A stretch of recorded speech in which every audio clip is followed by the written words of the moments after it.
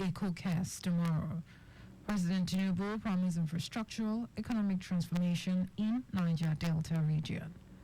On Friday, Baltimore authorities sue operators of container ship over damage of bridge. And in sport, President of Nigeria Football Federation to inaugurate 5 sub-committees. Now the details. I'm Sarah Adesanya.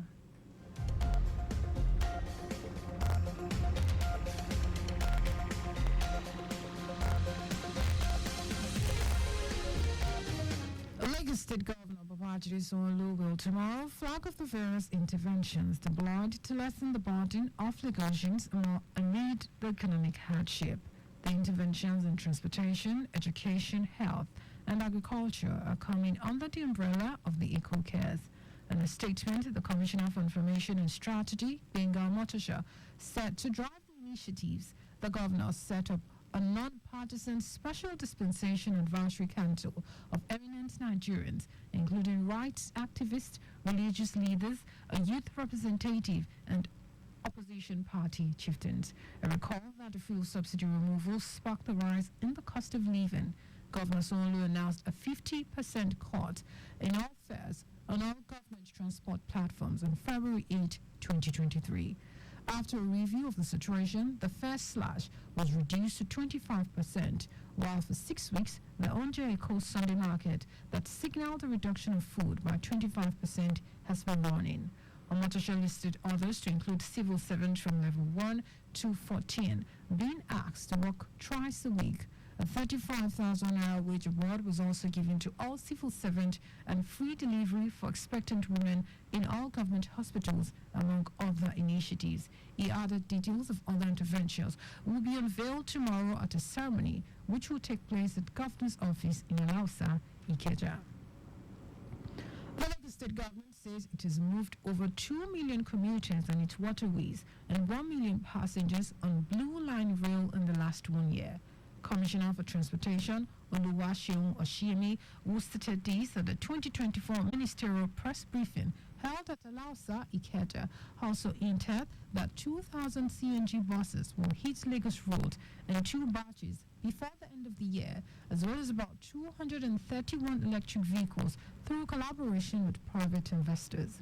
Oshiemi, while ruling out some of the interventions of the Babajide Sanwo-Olu administration and the transportation sector, reiterated the commitment of the state government to ensure movement through various modes of transportation at subsidized rate to cushion the effect of economic hardships.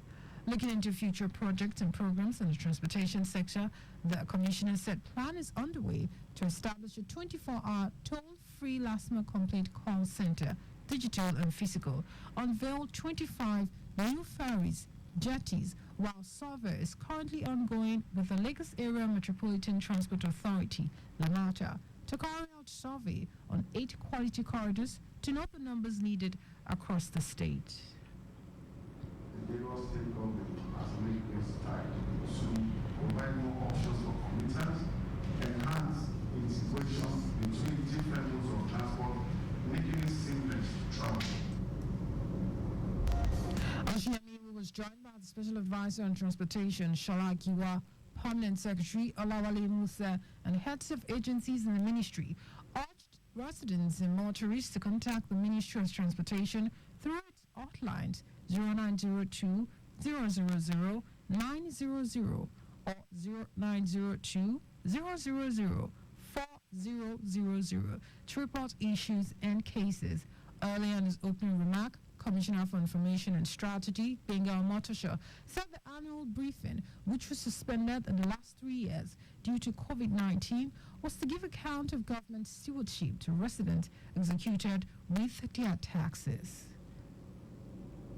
The things are there that the very first pillar, that transportation and traffic management, shows how important this sector is to the economy, to our well-being, and to everything that we do in Lagos and indeed everywhere. Because without transportation, you cannot move from one place to the other. And the way you move tells a lot about how much interest you have in resolving problems about movement from one place to another. Our correspondent Correspondent Adiola Kindele quotes the Commissioner for Transportation is appealing to residents to visit the Lagos State portal to authenticate amount of fines before payment if apprehended, but stress that applying of one way will not be tolerated as stringent measures will be taken against traffic offenders in the state.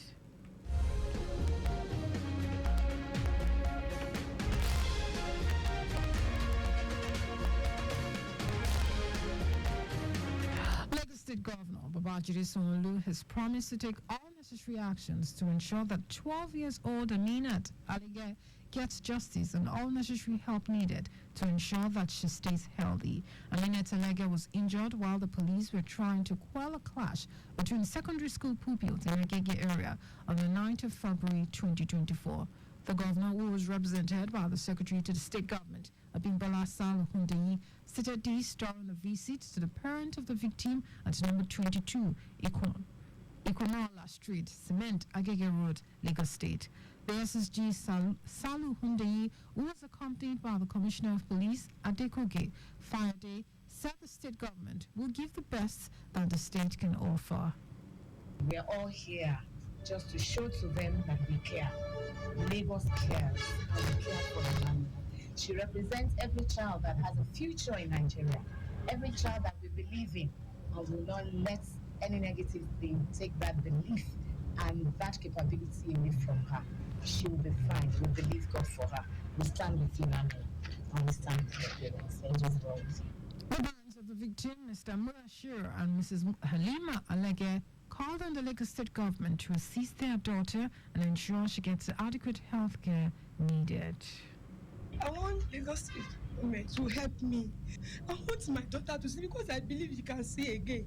If they can do anything, government should just help me, because look at me, look at where we are, look at that's the shop we are managing. They should help me.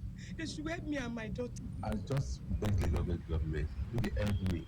Every but take care of her, because I want good education for them, because I want to struggle myself with any capacity I have. I wanted to train them, and now nothing again. See that February, I probably many promises, I don't say anything. Even to get money to carry out Google last hospital every Thursday, it's no money, no any. Please and please, I beg the government, I beg, let me take care of this girl. The victim, while sharing her ordeal, called on the state government to help restore her sight, as she still has many great things to achieve in life. Meanwhile, the victim, Amina Talege, whose birthday falls on the 1st of May 2024, is requesting the Lagos State governor's presence to celebrate the day with her and make it more memorable.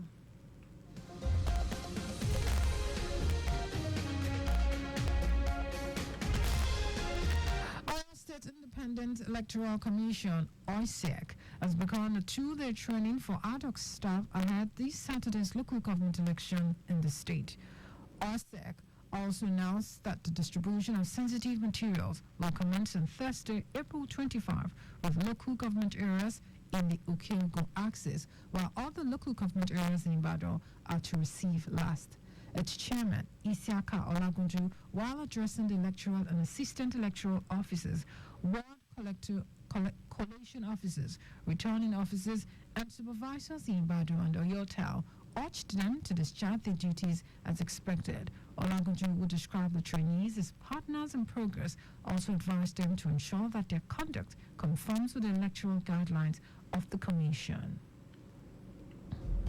President Bola Tinubu has assured the people of Niger Delta that concerned efforts are being made to transform the infrastructural and economic fortunes of the region.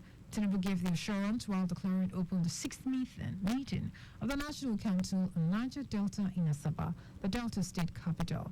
Addressing the council, the president, who was represented by the Minister of Steel Development, Abubakar Audu, said the focus of the council was in tandem with the cardinal objectives of the administration.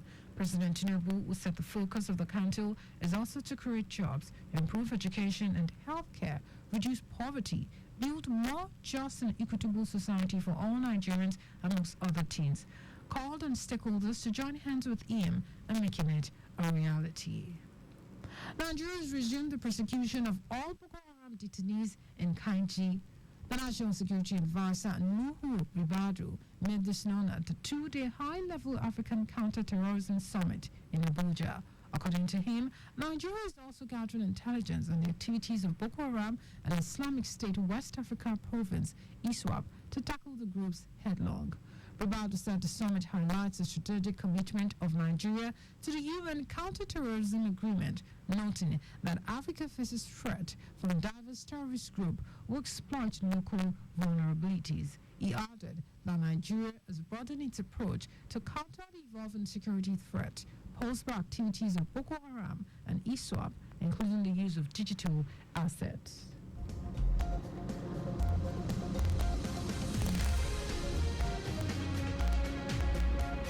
In foreign news, authorities in Baltimore have sued the operators of the container ship that hit and destroyed one of the United States city's main bridges last month, killing 6 people. The city says the Dali was clearly unseaworthy and accuses its owners and manager of negligence. The ship's single port-based owner and manager have already asked the court to limit their liability, but the city is asking the U.S. District Court of Maryland for a jury trial to hold the defendants fully liable. The region is reeling from the closure of its busiest maritime transit port after the span collapsed on March 26.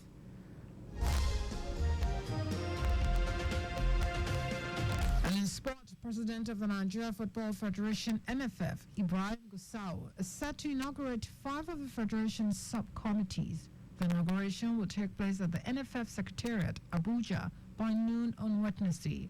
The subcommittees are Organizing Committee, Media Committee, Youth Football Committee, Player Status Committee, and Protocol and Ceremonial Committees. Super Eagles and Atlanta winger Ademola Lookman has been named Syria Team of the Week. Lookman registered 2 assists in Atlanta's 2-1 away win against Monza on Sunday. A 26-year-old's corner kick was slaughtered home by Charles D. Catalari just before the break. The Nigeria international was also the provider for the El Bilal Torres' second goal later in the game. He has now registered 8 goals and 6 assists in 26 league appearances for Lee D. term. Just before we go, do not drive beyond the specified speed limit. You can follow us on like all our various social media platforms: X Traffic Radio 961, Instagram Lagos Traffic Radio 961. Subscribe and watch our news and programs live on YouTube at Traffic Radio 961. You can also visit our website at trafficradio96.1ng. Did you know that Solo administration launched a mobile application designed to facilitate easy access to water transportation services in the state? You can get more details on the Lagos State Government website. To the news, here are the highlights of the major stories.